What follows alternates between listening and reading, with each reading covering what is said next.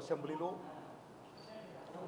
కొద్దిమంది పెద్దలు చేసిన కామెంట్స్పై మెగాస్టార్ చిరంజీవి గారు స్పందించిన విధానం ఏమైతుందో అది సత్యం, 100% సత్యం, 100% సత్యం. అప్పుడు వైఎస్ జగన్మోహన్ రెడ్డి గారి హయాంలో ఆయన సీఎంగా ఉన్నప్పుడు, పేరు నాని గారు సినిమాటోగ్రఫీ మంత్రిగా ఉన్నప్పుడు ఇండస్ట్రీ నుంచి చిరంజీవి గారితో పాటు చాలామందిని వారు ఆహ్వానించారు. అందులో నేను కూడా ఒకండి. చిరంజీవి గారు మాట్లాడుతూ నానుమూర్తి కూడా వచ్చాడు మాతో అన్నారు. కాబట్టి చాలామంది మీలాంటి మిత్రులు నన్ను ఈవేళ అక్కడ ఏం జరిగిందని అడుగుతున్నారు. కాబట్టి చెప్పాల్సిన బాధ్యత నాపై ఉంది. కాబట్టి నేను చెప్తున్నా, సత్యం చెప్తున్నాను మీకు.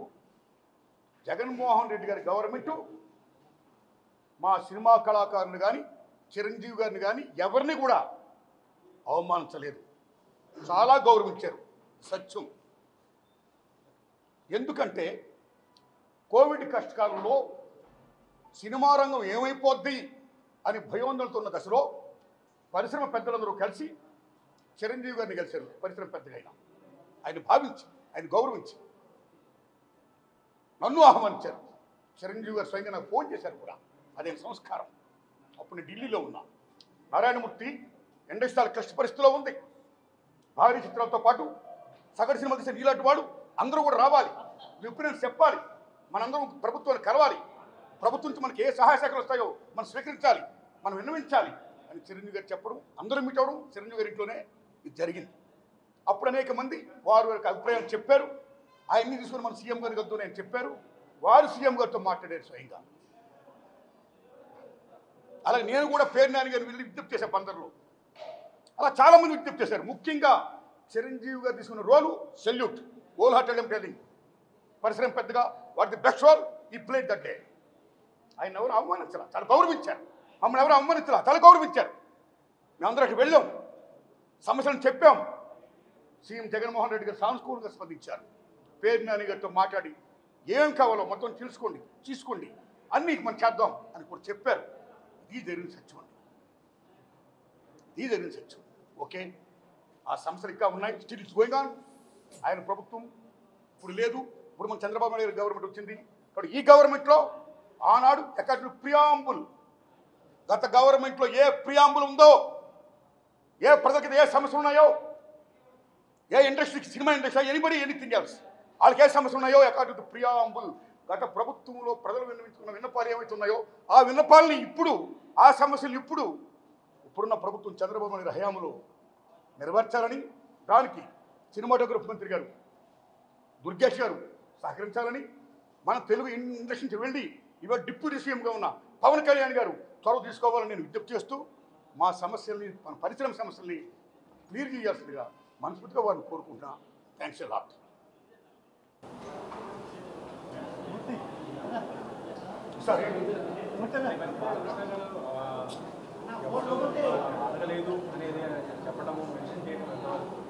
సార్, బాలకృష్ణ గారు ఎవరు అడగలేదు అని చెప్పడం అనేది వారు తెలిసింది వారు చెప్పారు. అది కరెక్ట్ కాదు. చిరంజీవి గారితో పాటు మనం చాలామంది వెళ్ళాం, అది అందరికీ తెలుసు. కాబట్టి ఆనాడు ఏమైతే అక్కడ సీఎం గారితో మాట్లాడుకున్నామో, ఏం చర్చలు జరిగాయో అవన్నీ కూడా మీకు media is the most powerful media, right? మీడియాలో చూడండి మీరు ఏముంది జరిగిందో, దట్ ఈస్ సత్యం, అది చూడండి. సో బాలకృష్ణ గారు తెలిసి ఉండొచ్చు, తెలియకపోవచ్చు అని చెప్పారు. సో నేను బాలకృష్ణ గారి గురించి మాట్లాడదలుచుకోవాలా. కానీ చాలామంది మాత్రం అప్పుడు వైఎస్ జగన్మోహన్ రెడ్డి గారి ప్రభుత్వం చిరంజీవి గారిని, సినిమా కళాకారులను అవమానించింది అనే అప్రద ఏమవుతుందో అది చాలా తప్పండి. అలా కామెంట్ చేయకూడదండి. Nobody have no right to assassinate other characters. సత్యం ఇంపార్టెంట్, ట్రూత్ ఇస్ ఇంపార్టెంట్. ఆ ట్రూత్ అప్పుడు ఏ కెమెరాలు అయితే షూట్ చేసావో అది చూడండి, అది తెలుసుకోండి, జనాలు చెప్పండి. అన్నిటిని మించి ఒక ప్రేక్షకుడిగా మొదటి నుంచి నేను గారి చాలామంది, ప్రదక్షామం కూడా అనేక మంది సినిమా టికెట్ల రేట్లు పెంచొద్దు, సామాన్య ప్రజలపై భారం మోపొద్దు అని ఎంతోమంది విజ్ఞప్తి చేస్తాం, చాలామంది విజ్ఞప్తి చేస్తారు. కొంతమంది కోర్టు కూడా వెళ్తున్నారు.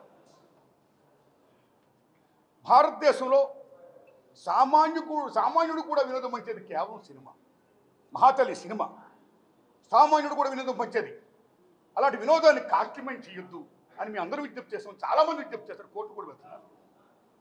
ఆ రోజుల్లో కేసీఆర్ గారు సీఎం గారు ఉన్నప్పుడు టికెట్ రేటు పెంచిపోతుంటే మాలటోళ్ళందరూ విజ్ఞప్తి చేశాం.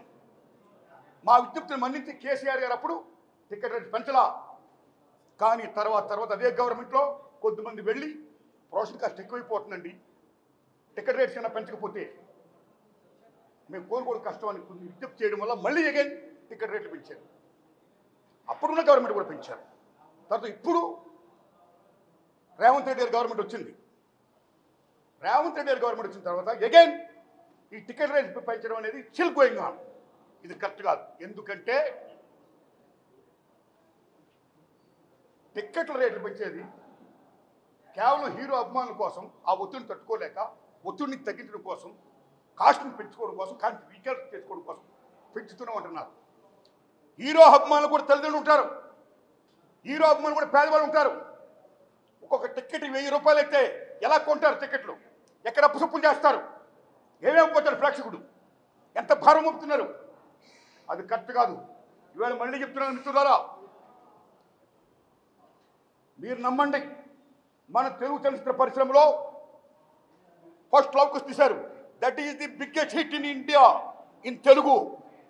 ఆ సినిమాకి 5 years పట్టింది శంకర్ రెడ్డి గారి నిర్మాతానికి. నేను 5 years తీశాను, ఎన్నో కోట్లు అప్పు చేశాను, ఖర్చు పెట్టాను, నా సినిమా రిలీజ్ చేస్తున్నాను, టికెట్లు పెంచండి అని ఏనాడు ఆయన ప్రభుత్వం అడగలా శంకర్ రెడ్డి గారు.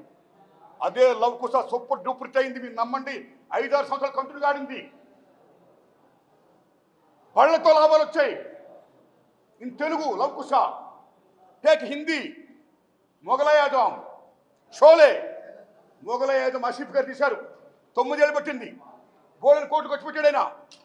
నాకు 9 ఏళ్ళు పట్టింది, చాలా కోట్లు ఖర్చు పెట్టాను, నా సినిమా రిలీజ్ చేస్తున్నాను, నాకు టికెట్లను పెంచండి అని ఆసిఫ్ గారు ఏనాడు కూడా ప్రభుత్వం అడగలా. ఆ సినిమా సూపర్ డూపర్ అయింది. ట్రక్కులో లాభాలు వచ్చాయి in Hindi. Take Sholay, GP SIP గారి సినిమా ది గ్రేటెస్ట్ హిట్. ఇన్ని కోట్లు పెట్టాం, టికెట్ పెంచండి అని జీపీ సిప్ గారు అడగలా. ట్రక్కులో లాభాలు వచ్చాయి, సినిమా బ్రహ్మాండం డబ్బులు వస్తాయి. That's all. You come to English, there is Ben Hur, there is 10 commandments. Cecil B మిడి చేసిన 10 commandments కానీ, బెనహార్లు కానీ, టాటా నెక్స్టర్ హీరో బోల్డెన్ కోట్లు ఖర్చుపోయి. కానీ ఏనాడు ఆ నిర్మాతలు మాకు ఇన్ని కోట్లు ఖర్చుపోయి, మాకు డబ్బులు పెంచండి, టికెట్ రేటు పెంచండి అని ప్రభుత్వం అడగలా. ఆ సినిమాని ప్రేక్షకులు బ్రహ్మరథం పట్టారు, ఆడించారు. మీరు నమ్మండి, గూడ్సుల్లో లాభాలు వచ్చే వాళ్ళకి సినిమా బాగుంటే డబ్బులు వస్తాయండి. ఈ రకంగా టికెట్ రేట్లు పెంచుకుంటూ సామాన్యుడిపై భారం మోపడం పరమ దారుణం దర్శాలు. నేను ఒకటే కోరుతున్నా రేవంత్ రెడ్డి గారిని, అయ్యా రేవంత్ రెడ్డి గారు, మీరు అసెంబ్లీలో మాట్లాడుతూ అసెంబ్లీ సాక్షిగా నా హయాంలో టికెట్ రేట్లు పెంచను, మిడ్ నైట్ షోలు వేయను అన్నారు. మీరు టికెట్ రేట్లు పెంచను, మిడ్ నైట్ షోలు వేయనన్నారు. మీరు మేమందరూ ఆనందించాం, హర్షధ్వానంతో క్లాప్ కొట్టాం. కానీ రేవంత్ రెడ్డి గారు, కానీ ఈవేళ మీ గవర్నమెంట్ ఏం జరుగుతున్నాయి? గత గవర్నమెంట్ మీ గవర్నమెంట్ కూడా ఎవరైతే వచ్చి వాళ్ళు నష్టాలు చెప్పుకుంటున్నారో, మాకు ఇంత ఖర్చు అయిపోయింది, టికెట్ రేటు పెంచకపోతే మాకు గట్టి లేదు అని అంటున్నారో, మీరు వెంటనే ఇమ్మీడియట్గా వాళ్ళందరికీ టికెట్ రేటు పెంచుకోమని మీరు జీవో పాస్ చేస్తున్నారు. ఇక్కడ మీరే కాదు, అక్కడ ఆంధ్రప్రదేశ్ గవర్నమెంట్ కూడా, 2 రాష్ట్ర ప్రభుత్వాలు ఇలా టికెట్ రేటు పెంచడం అనేది దారుణం. మీరు ప్రజలను మన్నించండి, సగటు ప్రేక్షకులను మన్నించండి. మీ డిమాండ్ ఫ్రమ్ ద పీపుల్, వాళ్ళని మన్నించండి. డబ్బు లేకపోతే మళ్ళీ మిగతా సినిమాలు ఎక్కడ వస్తారు? వాళ్ళు అప్పు సప్పు చేస్తే ఇంత డబ్బు పెట్టేసి చూస్తే మిగతా సినిమాలు ఎక్కడ వస్తారు వాళ్ళు? తర్వాత చూద్దాంలే, మనం ఓటీటీ చూద్దాంలో ఎక్కడ చూస్తూ ఉంటారు. మిగతా సినిమాలు చాలా డ్యామేజ్ అయిపోతుంది. అది ఒక రకంగా చెప్పాలంటే టికెట్ రేటు పెంపకం అనేది సగటు ప్రేక్షకుడిపై భారం మోపడమే కాదు, అభిమానుల యొక్క రక్తాన్ని జరగలా పిప్పేయడమే కాదు, సగటు చిత్ర నిర్మాతలను కూడా చాలా డ్యామేజ్ చేస్తున్నారు. అది కరెక్ట్ కాదు. ప్రేక్షకుడి ముందు మనం కాపాడుకోవాలి. ప్రేక్షక దేవుడు అంటాం మనం. సినిమా అనేది తీసేవాడు, చూసేవాడు, చూపించే సినిమా. అందుకే సినిమా ఇండస్ట్రీ పరిశ్రమ నిర్మాతతో పాటు, దర్శకులతో పాటు 24 క్రాఫ్ట్స్తో పాటు వాళ్ళు ఎంత ఇంపార్టెంటో, ప్రేక్షక దేవుళ్ళు ఎంత ఇంపార్టెంటో, వాళ్ళిద్దరికి మంచి సంధానకర్తగా ఉండే సినిమా థియేటర్లు అంటే దేవాలయాలు, అవి అంత ఇంపార్టెంట్. కాబట్టి ఈ సినిమా ఇండస్ట్రీ మనుగడ సాగించాలంటే, అందరం బాగుండాలంటే దయించి రేవంత్ రెడ్డి గారు, చంద్రబాబు నాయుడు గారు దయించి టికెట్ రేటు పెంచకండి సార్. మీకు హంబుల్ రిక్వెస్ట్ చేస్తున్నా, దండం పెడుతున్నా, సగటు ప్రేక్షకులు మీరు గౌరవించండి sir. You must respect the people. My whole heartedly I'm requesting you please. మన తెలంగాణ రాష్ట్ర ముఖ్యమంత్రి శ్రీ రేవంత్ రెడ్డి గారిని, మన ఆంధ్రప్రదేశ్ ముఖ్యమంత్రి శ్రీ చంద్రబాబు నాయుడు గారిని నేను విజ్ఞప్తి చేస్తున్నాను. అయ్యా, మా సినిమా ఇండస్ట్రీలో చాలామంది ప్రముఖులు వారి సమస్య చెప్పుకోవడం కోసం మీరు పిలుస్తున్నారు, వారు చెప్తున్నారు what the best service you are doing. ధన్యవాదాలు. ఇండస్ట్రీ డెవలప్మెంట్ కోసం వాట్ ది బెస్ట్ కాంట్రిబ్యూషన్ మేము చేస్తామని చెప్తున్నారు. ధన్యవాదాలు. The same time my humble request, దయించి వారినే కాదు ఫిల్మ్ ఇండస్ట్రీకి ప్రాతినిధ్యం వహిస్తున్నటువంటి ప్రొడ్యూసర్ కౌన్సిల్ వారిని, ఫిల్మ్ ఛాంబర్ వారిని, సేమ్ టైం సగటు నిర్మాతలను కూడా మీరు ఆహ్వానించండి. వాళ్ళ సమస్య తెలుసుకోండి. ఎన్నో సమస్యలు దే ఆర్ ఫేసింగ్. చాలా సినిమాలు థియేటర్ దొరకట్లా. ఎన్ని సంవత్సరాలు బట్టో అనేక గవర్నమెంట్ విజ్ఞప్తి చేస్తున్నాం, సగటు సినిమాకి థియేటర్ మీరు ప్రొవైడ్ చేయండి అని. ఇంతవరకు డిమాండ్ నెరవేరలా. ఆ ఒక్క డిమాండ్ కాదు, అనేక డిమాండ్ నెరవేరలా. కాబట్టి దయించి వీళ్ళని కూడా పిలవండి. ప్రొడ్యూసర్ కౌన్సిల్ని, ఫిల్మ్ ఛాంబర్ని, సగటు నిర్మాతలు పిలవండి. వాళ్ళ సమస్యలు తెలుసుకోండి.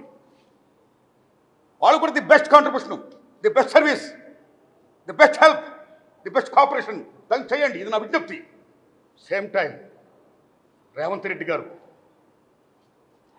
అసెంబ్లీ సాక్షిగా నేను టికెట్ రేట్ పెంచను, నా ప్రభుత్వ హయాంలో ఈ సేమ్ టైం మిడ్ నైట్ షోలు ఉండవు అని బ్రహ్మాండంగా అసెంబ్లీలో చెప్పారు. మీరు సెల్యూట్. ఈ ప్రజాస్వామ్యంలో అసెంబ్లీ అంటే దేవాలయం. మీ నాయకులు ది రిప్రజెంట్ ఆఫ్ గాడ్, దేవుని ప్రతినిధులు మీరు, టు సర్వ్ ద పీపుల్. కాబట్టి అలాంటి అసెంబ్లీ దేవాలయంలో మీరు ఏం మాట ఇచ్చారో ఆ ఆడిన మాట తప్పకుండా ప్రేక్షకుల్ని, సగటు నిర్మాతని, టోటల్ ఇండస్ట్రీని, మొత్తం పరిశ్రమ మనుగడ్ని కాపాడవలసిందిగా, ఇక టికెట్ రేట్ పెంచకుండా, ఈ మిడ్ నైట్ షో లేకుండా మీరు చేయాల్సిందిగా హృదయపూర్వకంగా తమరిని, సీఎం చంద్రబాబు నాయుడు గారిని నేను మరీ విజ్ఞప్తి చేస్తున్నాను. Please honour the people. నమస్తే.